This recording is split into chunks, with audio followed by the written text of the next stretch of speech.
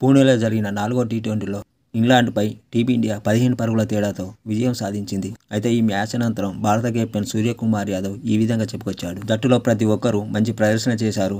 10 పరుగులకే 3 వికెట్లు పడడంతో ఎట్టి పరిస్థితుల్లోనూ మ్యాచ్పై పట్టు కోల్పోకూడదని నిర్ణయించుకున్నాం. మేము ఎలాంటి బ్రాండ్ క్రికెట్ ఆడాలనుకున్నామో మా ప్లేయర్లకు తెలుసు.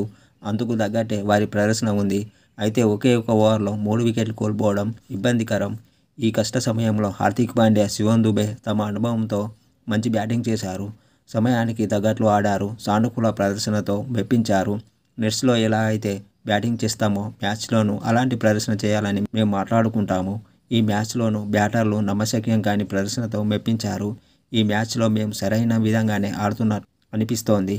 ఇంగ్లాండ్ ఇన్నింగ్స్లో పవర్ ప్లే తర్వాత మ్యాచ్ మా నియంత్రణలో వస్తుందని తెలుసు. అలాగే జరిగింది. వికెట్లు పడ్డాయి.